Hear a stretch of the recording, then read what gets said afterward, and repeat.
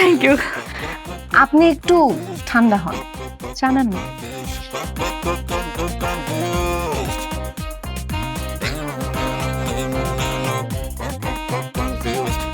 আরে বাবা রে, সেই তখন থেকে কানতেছস, ফোনেও কানলি, তো কানতেই যখন হবে ফোন আর একটু বেশি কানতি, সামনে এসে কান্দার কি আছে?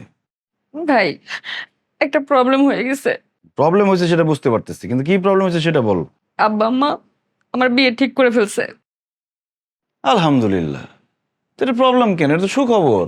তারিখ ঠিক হয়েছে? হ্যাঁ, ছেলে কি করে? ছেলের ডক্টর। আর এটা তো সুখবর, তোর তো মিষ্টি নিয়ে আসা দরকার ছিল। কান্দাছস কেন? প্রবলেমটা কি? ভাই আমি একটা ছেলেকে পছন্দ করি, আমাদের 4 বছরের রিলেশন। ও মাই গড, 4 বছর ধরে একটা ছেলের সাথে সম্পর্ক, এটা রেখে তুই আবার আব্বা আম্মার পছন্দের ছেলের বিয়ে করতেছস? তাহলে এখন আমি কি করব ভাইয়া? তুই, আমার মনে হয় কি, যে ছেলের ভালোবাসস তারে বিয়ে করে ফেল, পরে যা হওয়ার হবে। তাহলে আব্বা আম্মা? অভিশাপে ধ্বংস হয়ে যাবি। বাপ মার মনে কষ্ট দিয়া বিয়ে করে জীবনে কেউ কোনোদিন সুখী হয় নাই। তার মধ্যে আব্বার হার্টের প্রবলেম। তুই যদি এরকম একটা কাজ করস, মানুষের কাছে আব্বা কত ছোট হবে বুঝতেছস? এই বাপ মা ছেলে মেয়েদেরকে বড় করছে বুড়া বয়সে মানুষের কাছে অপমান হওয়ার জন্য। ছি ছি ছি, এই কাজটা করা তোর একদম ঠিক হবে না। তাহলে আমি কি আব্বা আম্মার পছন্দে বিয়ে করে ফেলবো? আর ওই ছেলেটা, মিস্টার ওই কনফিউজ। ছেলেটার অপরাধ কি? একটা কথা আছে না, মন ভাঙার মসজিদ ভাঙা সমান। এত বড় অপরাধটা করিস না। আমার বোন হিসেবে আমি তোরে বলবো যে ওই ছেলেটার এই ক্ষতিটা করিস না, ওই ছেলে বাঁচবে না। তার এখন আমাকে একটা বুদ্ধি দাও, আমি কি করব? প্রেম করার আগে আমার কাছ থেকে বুদ্ধি নিয়ে প্রেম করছস? আর আব্বা আম্মা যে তোর বিয়ে ঠিক করছে আমার কাছ থেকে বুদ্ধি নিয়ে ঠিক করছে? এখন আসছে আমার জিজ্ঞেস করতে, যা সামনে থেকে। আমি একটা ব্যাপার নিয়ে কনফিউশনে আছি। আমি তোমার কাছে আসলাম একটা বুদ্ধির জন্য, তুমি আমাকে পুরাই কনফিউজ করে দিলা। দেখ তোমার কাছে আসাটাই ভুল হয়ে গেছে। আমি মনে হয় মাইকিং করে বলছি, আয় আমার কাছে, আমি বুদ্ধি দিই।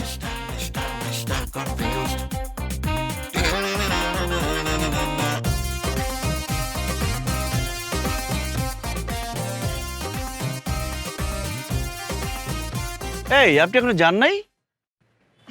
না, আমি আজকে থেকে এখানেই থাকবো। এই ছাদে থাকবেন? খোলা আকাশের নিচে বৃষ্টি আসলে? আমাকে কনফিউজ করা ট্রাই করেন না, আমি কনফিউজড হচ্ছি না। আপনার হাসিটা কিন্তু সুন্দর, আপনি দেখতেও সুন্দর, কিন্তু কি যেন একটা মিসিং আছে। কপালে টিপ পড়লে ভালো লাগতো। না, এই ড্রেসের সাথে টিপ মানাবে না। মিসিংটা হইলো ড্রেসটাই ভাল লাগতেছে না। মনে হয় সাদা শাড়ি পরলে ভালো হতো, তাই না? রাইট, শাড়ি পরলে না মানে সাদা শাড়ি না, মনে হয় নীল শাড়ি পরলে ভালো হতো। না নীল শাড়িও না, মনে হয় কালো শাড়ি পরলে ভালো হতো, এরকম কিছু বলবেন তো? না না না, নীল শাড়ি। দেখছেন আপনি কি কনফিউজড, আর আমাকে কতটা কনফিউজ করার চেষ্টা করছেন। Mister confuse. আমি আপনার এই কনফিউশন দূর করতে এখানে আসছি। মানে? আমি একজন সার্টিফাইড সাইকিয়াট্রিস্ট। আপনি যে এরকম সবসময় কনফিউজ থাকেন এবং সবাইকে কনফিউজ করে দেন, এইটা একটা রোগ। এই রোগটার নাম হচ্ছে ADHD। কি বলেন? এই রোগের কিন্তু খুব সহজ একটা চিকিৎসা আছে। ধরেন 7 দিন যদি আমি টানা আপনার চিকিৎসা করি, তাহলে আপনি সুস্থ হয়ে যাবেন। আচ্ছা, আপনি যদি একটু আগের সময়টা রিকল করেন, চিন্তা করে দেখেন তো, যখন ছোট ছিলেন আপনি খেলার মাঠে খেলতে যেতেন, তখন ক্রিকেট খেলবেন নাকি ফুটবল খেলবেন নাকি ব্যাডমিন্টন খেলবেন, খেলার মাঠে গিয়ে এটা নিয়ে কনফিউজ হয়ে যেতেন, এতই কনফিউজ থাকতেন যে খেলতেই পারতেন না, সন্ধ্যা হয়ে যেত, বাসায় চলে আসতেন। আবার ধরেন পরীক্ষার হলে আপনি কি 1 নম্বর প্রশ্নের উত্তর আগে দিবেন নাকি 2 নম্বরটা আগে দিবেন নাকি 3 নম্বরটা নাকি 5 নম্বরটা, এটা নিয়ে কনফিউজ থাকতেন। এই ভেবে ভেবে আপনি পরীক্ষার খাতা ফাঁকা রেখেই চলে আসতেন। এগুলো আপনার সাথে হয়েছে না? এইসব কথা আপনি কিভাবে জানলেন? ও, ভাবি বলে দিছে তাই না? অবশ্য ভাবিও তো এসব কথা জানে না। আমি এগুলো জেনেছি আমার প্রিভিয়াস এক্সপিরিয়েন্স থেকে। আমি এর আগের যে পেশেন্টদের ট্রিটমেন্ট করেছি তাদের কেস স্টাডি করে আমি এগুলো জেনেছি। এখন আমি আপনার ট্রিটমেন্টটা করতে চাচ্ছি, যদি আপনি রাজি থাকেন। ঠিক আছে, তাহলে ওষুধ টষুধ কি লাগবে দেন। না না, কোনো ধরনের ওষুধপত্র খেতে হবে না, আমি যা যা বলবো সেগুলো আপনার শুনতে হবে। এই ধরেন না, আপনার অনেক বেশি ওয়ার মুভিজ দেখতে হবে, মানে যুদ্ধের মুভিজ। বিভিন্ন দেশের যুদ্ধের মুভি দেখলে আপনি নেতৃত্ব দেয়া, লিডারশিপ এবং ডিসিশন মেকিং এই জিনিসটা জানতে পারবেন।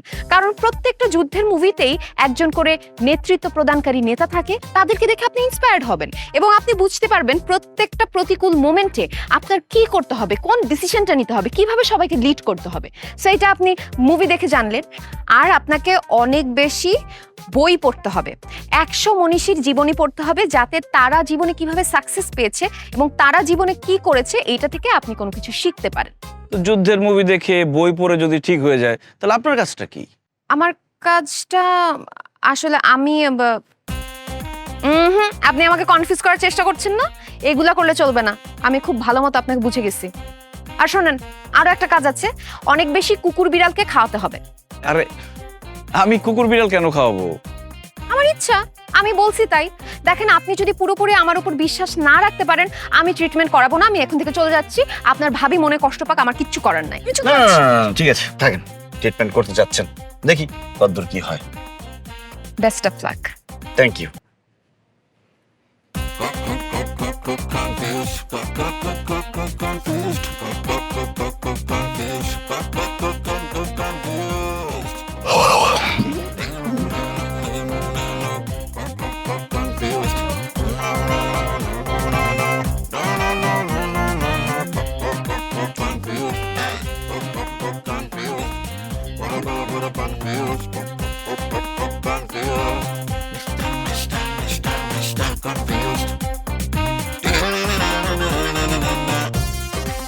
মিস্টার সনেট,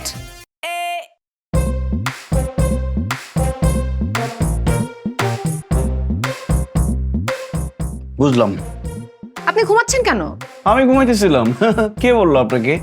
আমি যে মুভিটা দেখে একটা ডায়লগ আমার লাইফের সাথে এমন ভাবে মিলে গেছে, ওইটা নিয়ে আমি একটু চিন্তা করতেছিলাম চোখটা বন্ধ করে।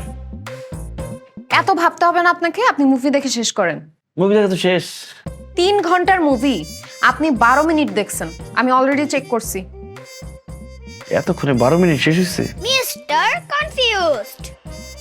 একটা কাজ করি, মুভিটা সকালবেলা দেখি, একদম ভোরবেলা শুরু করব, মাথাটা একদম ঠান্ডা থাকবে, তখন দেখলে মুভিটা একদম কাজে দিবে আমার। আপনি যে সকালবেলা মুভি দেখবেন, এতক্ষণে মাথার মধ্যে অন্য কনফিউশন ঢুকে যাবে। সকালে না, আপনি এখনই মুভি দেখে পুরোটা শেষ করেন। এখন মুভি দেখাটা আপনার হোমওয়ার্ক। আমি যেখানে বসতেছি, আপনি মুভি দেখে শেষ করেন। লে,